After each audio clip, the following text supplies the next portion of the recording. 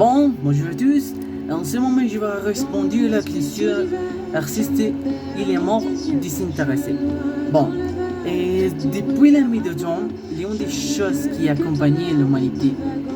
Et pour beaucoup de temps, c'est la mort.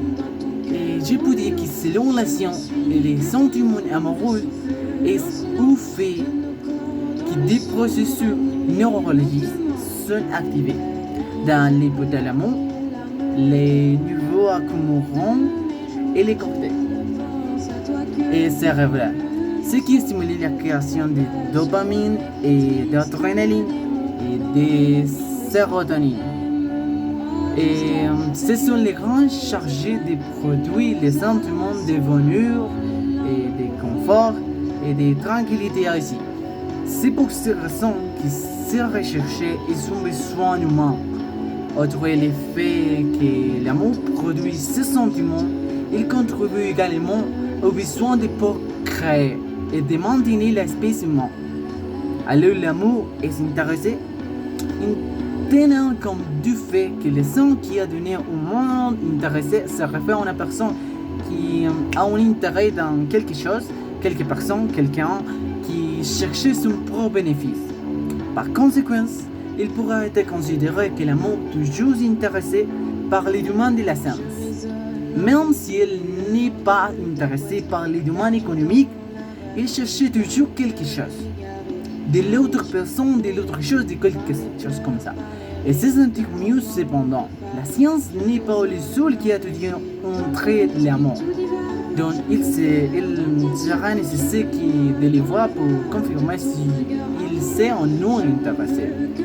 Il est assez intéressé à que celui Platon lui donnait et que si possède l'amour comme l'amour platonique nous connaissons aujourd'hui mais avec autre signification. Pour Platon, l'amour est une foi divine, c'est-à-dire à rechercher de ce qui est éternel et l'affirmer qu'il est considéré comme l'impulsion essentielle de la philosophie. Et que son but est chercher les connaissances, les bonheurs, la vérité et qui est dans les autres, la personne qui vous aime. Donc, ces harmonies passent par plusieurs phases. Tomber amoureuse de physique, tomber amoureuse de l'âme et des vertus, et enfin, tomber amoureux à la beauté complète de la personne, les physiques et l'âme. Donc, la personne qui a aimé ne va pas aimer les vues de l'autre, mais plutôt chercher la beauté dans la personne qu'elle a aimée.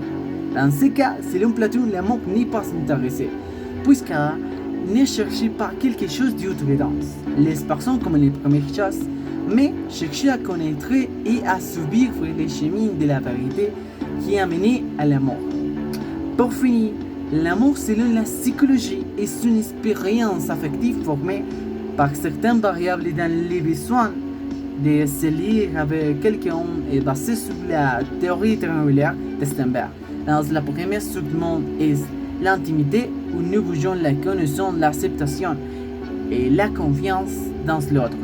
Le second est donné dans les passions et ce n'est pas seulement sexuellement, il est également donné dans l'admiration et les commandes de l'affection et besoin de l'être plus proche de l'autre dépose dans les dernières semaines est trouvé légalement.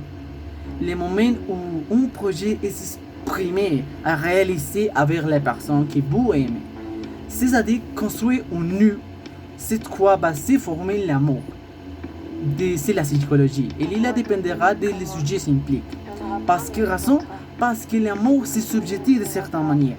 Ça implique que quelques personnes peuvent faire former quelqu'un mort. Enfin, la psychologie mentionnait que celui-ci est donné par les besoins de se sentir à aimer, de se sentir insécure et d'être en la stabilité. Pour ces raisons, et la psychologie et l'amour s'intéresser qu'elle y a continué à chercher son propre bénéfice à travers les autres. Cependant, c'est nécessaire de dire qu'il n'est pas possible de répondre à cette question de manière générale. Parce que quelques personnes cherchent et ressentent l'amour de manière différente. L'amour c'est différent pour tous nous. Et c'est nécessaire de faire quelque chose et aimer de différentes manières quelqu'un. Sont différents et nous répondre à ces questions dépendra de il y a personne qui a répondu. Car en fin de compte, l'amour est un sentiment subjectif, plein d'expériences et de contextes et différents pour des besoins différents. Dans l'amour désintéressé, selon la personne qui le ressent et la forme de cette manière. Et c'est mon argument, j'espère que vous l'avez aimé. Ça sera tout pour aujourd'hui. Au revoir.